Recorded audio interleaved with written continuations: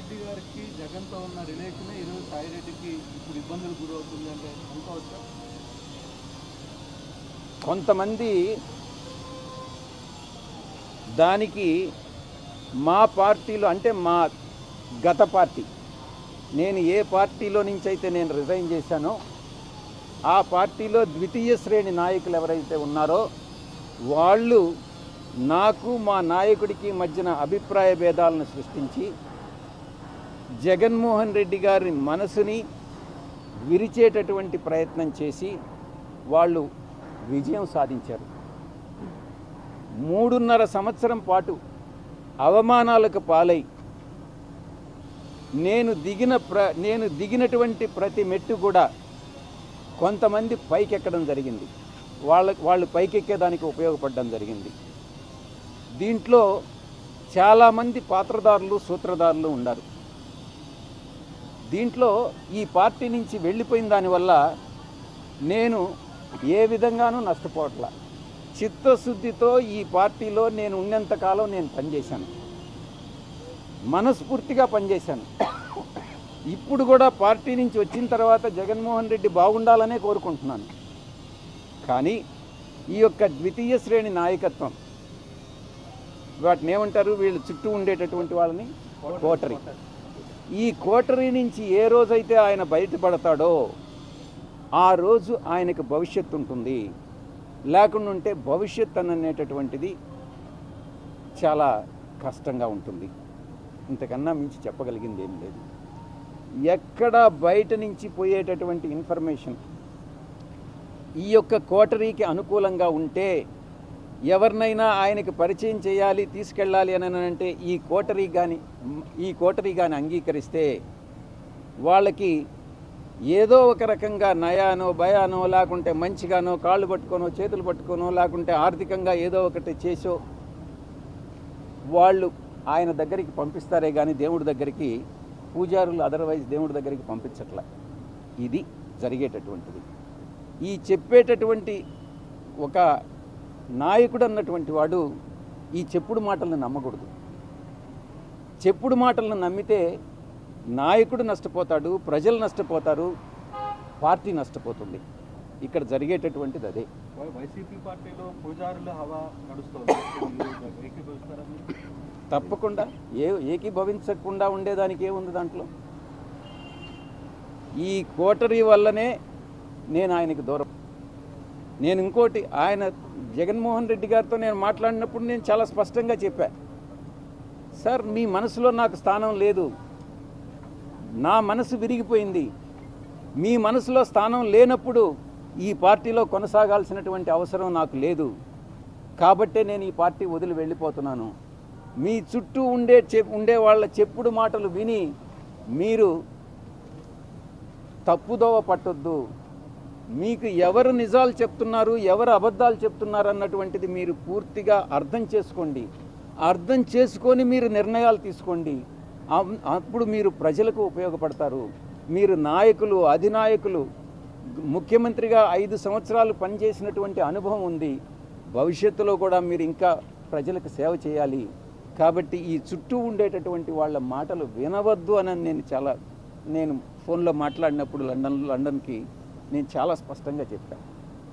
నా మనసు విరిగిపోయింది కాబట్టే నేను పార్టీ నుంచి బయట వచ్చాను.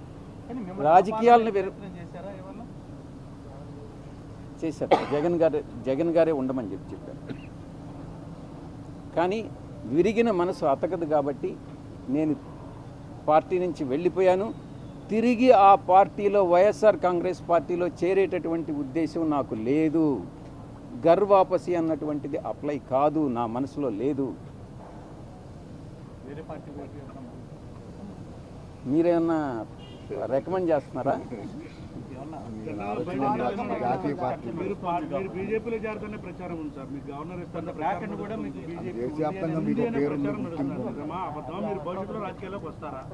నేనేం చెప్పాను? నేను వ్యవసాయం చేసుకుంటానని చెప్పాను. వ్యవసాయం చేసుకుంటున్నాను. దాని మీద కూడా మీరు పత్రికల వాళ్ళు చాలా కామెంట్స్ చేసినారు. ఈ వ్యవసాయదారుడు ఏందయ్యా ప్యాంట్ వేసుకొని టచ్ ఇన్షర్ట్ చేసుకొని ఏం వ్యవసాయం చేస్తాడని అని అన్నారు. అంటే వ్యవసాయదారులు మంచి చొక్కా మంచి ప్యాంట్ వేసుకోకూడదా మీ దృష్టిలో? అలాంటప్పుడు వ్యవసాయదారుని మీరు కించపరిచినట్టు కాదా? గోచిపెట్టుకొని చేస్తేనే వ్యవసాయం అర్థం చేసుకోవాలి. మనోభావాలను దెబ్బతీయకూడదు. వ్యవసాయం అని అంటే వ్యవసాయమే. నేను నిజంగా కూడా అదే చేసుకుంటున్నాను. ఇప్పటి వరకు ఈ రోజు వరకు నేను వేరే రాజకీయ పార్టీలో చేరేటటువంటి ఉద్దేశం లేదు. ఇటువంటి వాళ్ళు ఏదైతే నా మీద నిందలు మోపుతున్నారో, ఎవరైతే నిందలు మోపుతున్నారో వాళ్ళందరినీ కూడా నేను భవిష్యత్తులో, ఇప్పుడు నేను సిఐడికి యథార్థాలు చెప్పాను, వాస్తవాలు చెప్పాను, ఎవరు దీనిలో ఇన్వాల్వ్ అయ్యారన్నటువంటి విషయం చెప్పాను. నేను అదే చెప్పాను, కర్త కర్మ క్రియ 3 కూడా విక్రాంత్ రెడ్డి అనే విషయం చెప్పాను. నాకు తెలిసి జగన్మోహన్ రెడ్డి గారి ప్రమేయం లేదని చెప్పాను. నేను వాస్తవాలు చెప్పాను. అదేవిధంగా భవిష్యత్తులో నా మీద ఎటువంటి ఆరోపణలు చేసినా నేను దేవుడు సాక్షిగా వాస్తవాలే చెప్తానని మీ అందరి ముందు తెలియజేసుకుంటా ఉన్నా. ఏది మళ్ళీ కొంచెం పెద్దగా చెప్పండి మీరు. లిక్కర్ స్కామ్ మీద సిట్ వేశారు. లిక్కర్ స్కామ్ మీద నేను గతంలో కూడా చెప్పాను. లిక్కర్ స్కామ్లో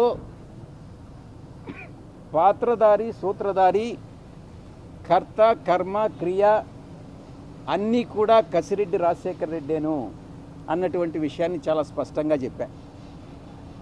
మరిన్ని వివరాలు భవిష్యత్తులో నేను చెప్పాల్సి వస్తే చెప్తా. కానీ ఇప్పుడు అంటే ఇంతకాలంలో ఎప్పుడు ఈ సబ్జెక్ట్లో మాట్లాడని సాయిరెడ్డి గారు ఇప్పుడు సడన్గా పాత విషయాలు కూడా తన మీదకి చెప్పే ప్రయత్నం జరుగుతుంది. దానివల్ల మీకు ఏమైనా ఇబ్బంది కలగదా? అంటే ఏ పత్రికని? ఆర్టీవీ. మీరేమన్నా నన్ను ఉరేస్తారా? లేదంటే కొడతారా, చంపేస్తారా? చెప్పండి. ఆర్టీవీ రవిప్రకాష్ కదా, రవిప్రకాష్ ఏమన్నా ఉరేసేస్తాడా నన్ను? అయితే భయం ఎందుకు? భయము అనేటటువంటిది ఈ బ్లడ్లోనే లేదు. భక్తి అనేదే ఉండింది, ఇప్పుడు కూడా ఉంది. భక్తి ఇంతకుముందు నాయకుడి మీద ఉండింది, ప్రేమ ఉండింది. కానీ ఇప్పుడు ఓన్లీ దేవుడి మీదనే ఉంది, వెంకటేశ్వర స్వామి మీద. ఎందుకనంటే మనసు విరిగిపోయింది. అన్ని కష్టాలకి ఓర్చుకొని నాకు ఇన్ని పదవులు ఇచ్చాడు, నేను కాదనలా.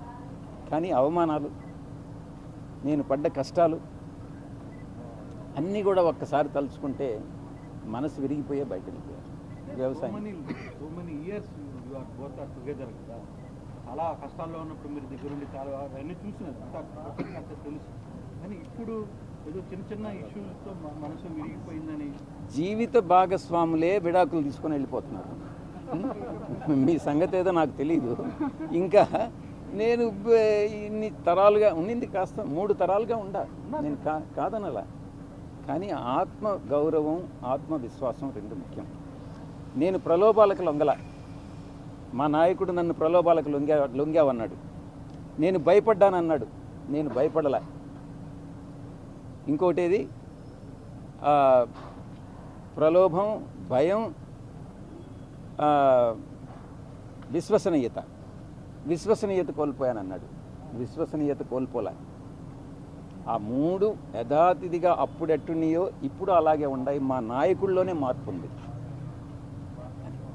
థ్యాంక్ యూ, ధన్యవాదాలు.